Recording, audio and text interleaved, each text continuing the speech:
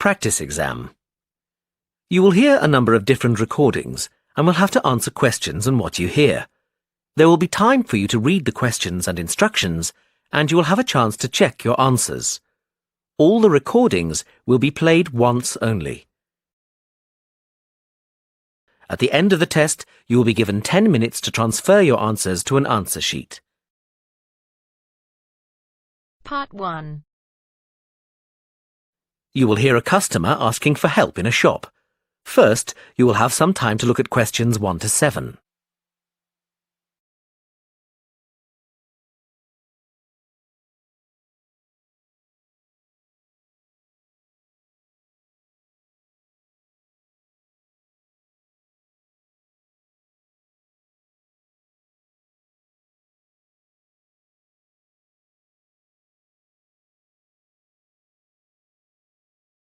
Now we shall begin. You should answer the questions as you listen, because you will not hear the recording a second time. Listen carefully and answer questions 1 to 7. Excuse me, where are the dresses? They're at the end of this aisle, on the left. Can I help you with anything? Yes, maybe. I'm not from around here, so I don't know this store. Well, I can help you with anything you need. Fantastic. I'm actually down here for my brother's wedding, and I need something to wear. I've just started a new job, and I haven't had time to get anything yet. I'm looking for something smart. Maybe a new dress. Well, what about this one? I think it's too hot for long sleeves. Yes. Well, this one has shorter sleeves, and it still has the bow, which I think is a nice detail. Or there's this patterned one. I'm not keen on a pattern. I think I'll go for the one with the bow. Do you have it in a size 10? Let me have a look. Yes, here. Great. I need a hat, and then I can try them on together. What kind of hat are you looking for? What about this one with the flower? Yes, but if I may suggest, a taller hat would add to your height. Really? Yes, try this one. Oh, I see what you mean. We have this style with the single flower, or with a small bunch, and it comes with a wide or narrow brim. I like the narrow brim and just the one flower. Can I have a blue flower? I'm afraid it just comes in cream. Well, it goes with the dress anyway. Great. I'll place an order and have the hat sent to you. It'll take about 2 days to be delivered. Is that okay? Yes, that's fine. I need to take down a few details for delivery. Can I take your name? Ellen Barker. And the delivery address? It'll be my brother's address. It's 14 Brightwell Avenue. 14... can you spell that, please? Yes. BRIGHTWELL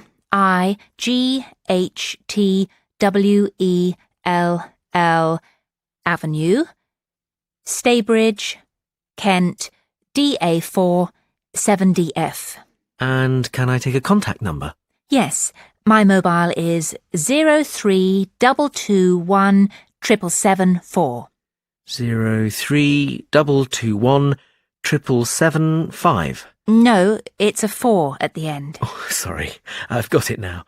We can deliver on May the 12th. We can't specify an exact time, just morning or afternoon. Any time in the early morning is fine. And how would you like to pay? Visa. Great. That comes to £32.25. OK, thanks. Before you hear the rest of the conversation, you have some time to look at questions 8 to 10.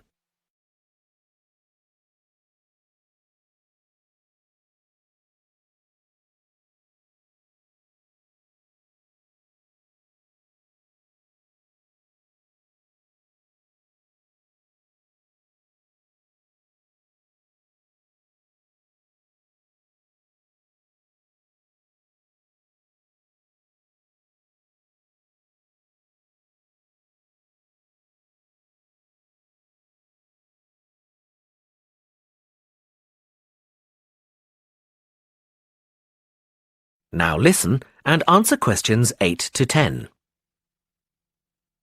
I'm just going to try this dress on and then look for shoes. Where are the changing rooms? They're to the left of the store, right next to customer services. And I want some shoes and accessories too. Where can I find them? The accessories are in the women's wear department. The shoe department is right at the front of the store, between menswear and home furnishings. Oh, no, sorry. We've just moved the shoe department for the summer season. It's now very near the changing rooms, actually, straight in front of them. Thanks so much for your help. And where can I pay for the other things? The cash desk is at the front of the store, by the menswear. Thanks.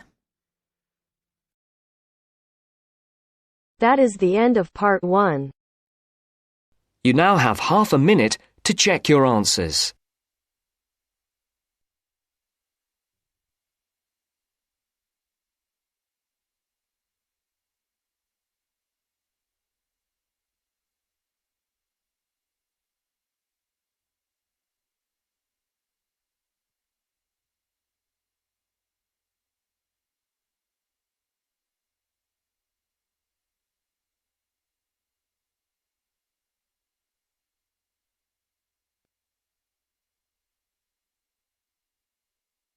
Now turns to part 2.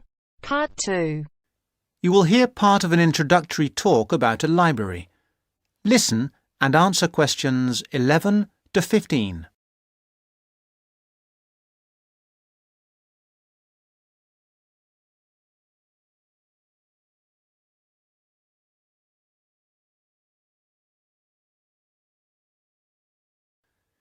You will hear part of an introductory talk about a library. Listen and answer questions 11 to 15. Good morning. My name is Mandy, and I am going to tell you a little about the John R. Jones Memorial Library here at Blackwater College. We regard the library as a gateway to the resources that you, as students at the college, may need. The majority of you are full-time students. You may find you spend a lot of time here. Even those of you who are part-time students will no doubt require the services too. I hope that by the end of this short talk you will know the services the library has to offer, including the website and how to get any further help you may need. Oh, sorry, I forgot there may be a few distance learners on the tour today. I'll explain about the online facilities and borrowing by post scheme a little later on. This is the main site of the library, but we also have the Rivergate building and the Fieldhouse Library. The Rivergate building houses the geography resources, that is the book collection and the journal collection, as well as the map collection. The hours and days of opening of the Rivergate collection are the same as this building, except that it is closed on Christmas Day and New Year's Day.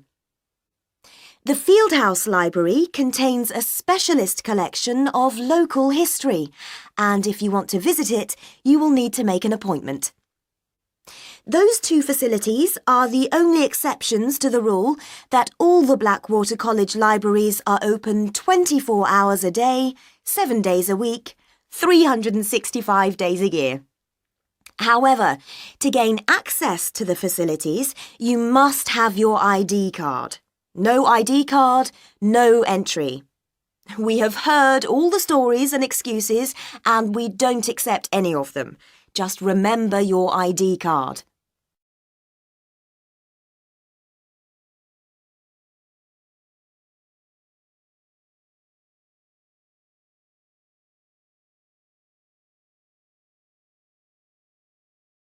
Before you hear the rest of the talk, you have some time to look at questions 16 to 20.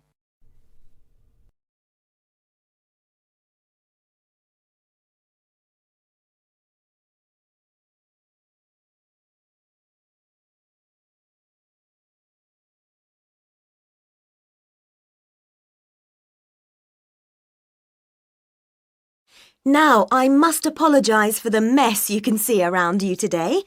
Libraries should be quiet places, but unfortunately this is not currently the case here. This new building has been here for only 2 months, and as a result we have not quite finished moving in. So far, we have moved most of the book and journal collections from the old library into this new building. There are 2 exceptions. We are currently moving the economics collection here, which should be installed by tomorrow, and we will be moving the French literature collection into this building next week. But as you can see, we are still building the new restaurant. We will finish it, we hope, very shortly. We have finished the cafe, however, and students can use it during the library opening hours. We have recently installed 150 computer places, and we will be adding another 100 shortly, so that there will be plenty for everybody very soon. Very shortly, this library will be one of the finest in this part of the country. Don't forget that the library isn't just about academic books. In addition to the books and journals, there is a wide range of national newspapers available from the librarians on request. I'd like to mention the different ways you can get help in using our resources. Don't forget our website at www.mlbc.ac.uk. There are the full catalogues, and journal access is available if you have your password and ID number. Now, any questions? That is the end of part 2. You now have half a minute to check your answers.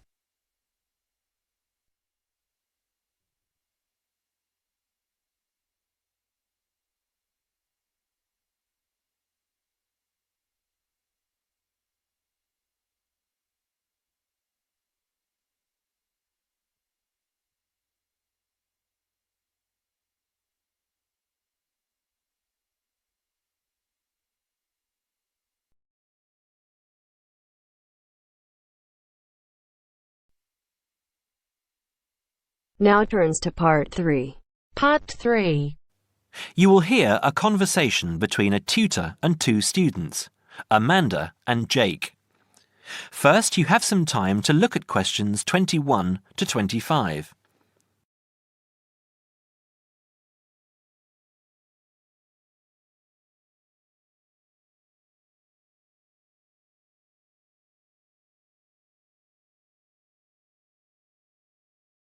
Now listen carefully and answer questions 21 to 25.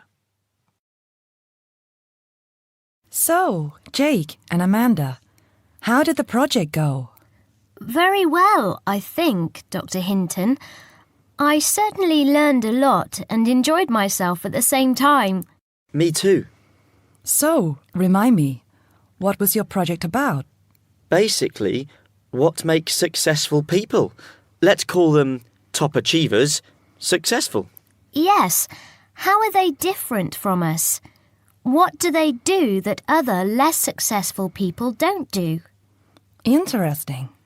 And did you come to any conclusions? Quite a few, actually. Good. Share some with me then. Well, I'd always thought that a top achiever would be the sort of person who would bring work home every night and slave over it. But it appears not. Those types tend to peak early and then go into decline. They become addicted to work itself, with much less concern for results. We found that high achievers were certainly ready to work hard, but within strict limits. They knew how to relax, could leave their work at the office, prized close friends and family life, and spent a healthy amount of time with their children and friends. There's a lesson for us all there. Anyway, go on. It's also very important to choose a career which you enjoy, not just one that pays well or which assures you of a pension many years down the line. Surely that's important though, Amanda. Yes, I agree, but being happy in your work is far more important than anything else. Top achievers spend over 2/3 of their working hours on doing work they truly prefer and only 1/3 on disliked chores. They want internal satisfaction, not just external rewards such as pay rises and promotions. Before you hear the rest of the conversation, you have some time to look at questions 26 to 30.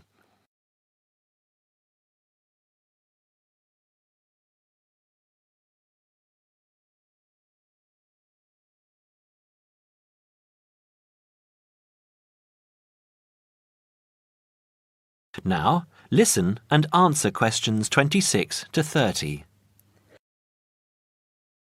Actually, in the end, they often have both, because they enjoy what they are doing, so their work is better and their rewards higher.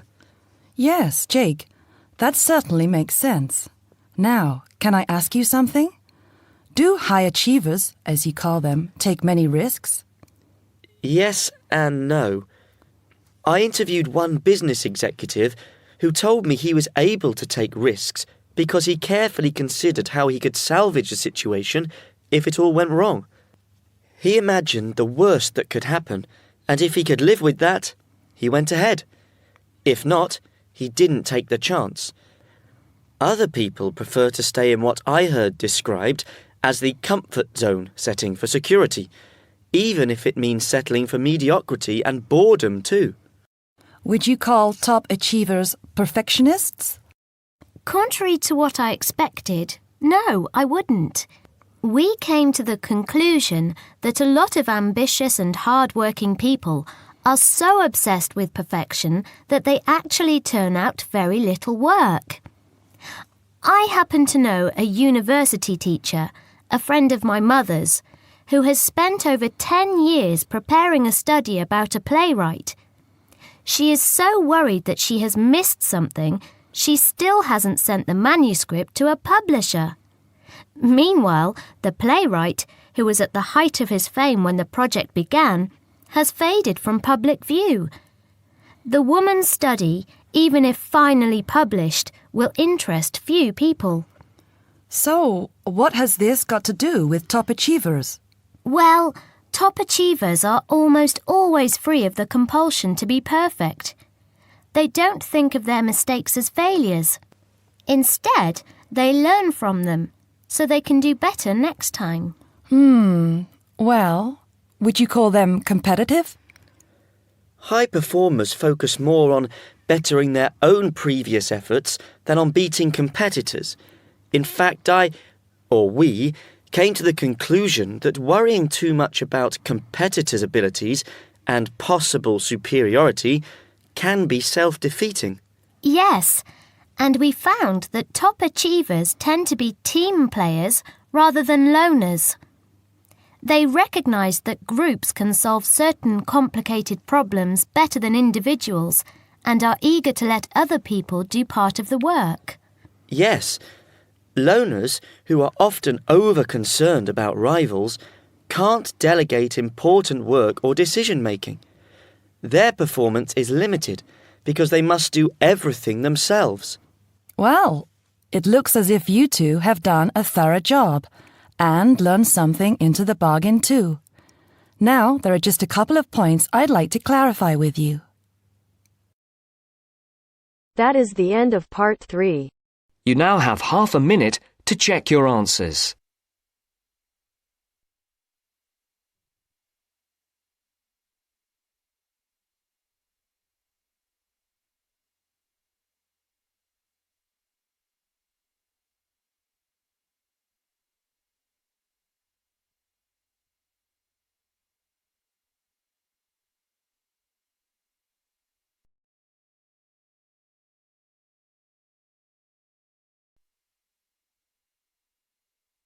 Now turns to part 4.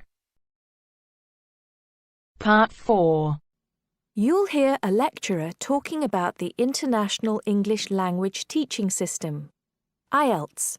First, you have some time to look at questions 31 to 40.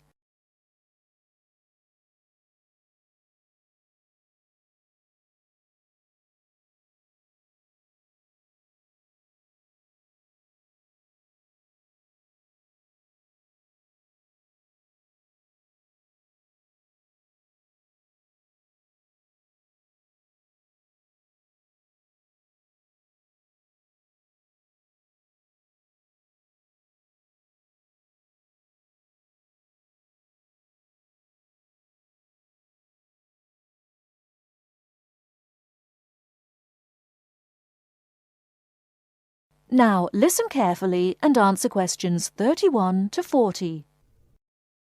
Remember to write no more than 2 words or a number for each answer. Hello everyone. Now, the International English Language Testing System exam, or IELTS as it's better known, is one of the most successful and popular English language exams in the world today. What we're going to look at now is the history of IELTS and how it came to be so successful. The story starts back in the 1960s when the British Council created an exam called EPTB to test international applicants wanting to study at universities and colleges in the UK. EPTB, by the way, stood for English Proficiency Test Battery. Strange name, I know. This exam mainly used multiple choice questions and by the end of the 1970s was considered a little old-fashioned. So, in 1980, it was replaced by IELTS, the English Language Testing Service. This new exam was much more modern in approach.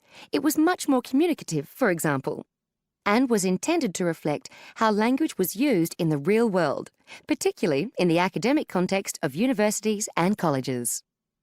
However, during the 1980s, the number of candidates taking the test was quite low. For example, only 4,000 people took the test in 1981.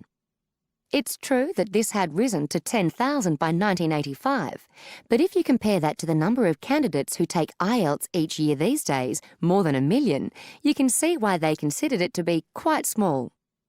There were also some practical problems with the test. So, in 1987, it was decided to conduct a review, leading to a revised version of the exam. This was introduced in 1989 under its new name, IELTS. Over the next few years, the number of candidates increased rapidly. In 1995, there were over 43,000 candidates, and it was possible to take the test in any one of 210 test centres around the world. 1995 was also the year of the next revision to the exam, which simplified the reading module and also improved exam administration. Further minor changes followed. The speaking module was altered in 2001, and the criteria for marking the writing tasks were revised in 2005. In the same year, a computerised version of the exam was offered at certain test centres. 2003 was a milestone for IELTS, as it was the year when the number of candidates went over 500,000 for the first time. There's no doubt that today, with, as we said, a candidature more than double what it was back in 2003, IELTS is a major player in the highly competitive industry of English language examinations. That is the You now end of have part half a 4. minute to check your answers.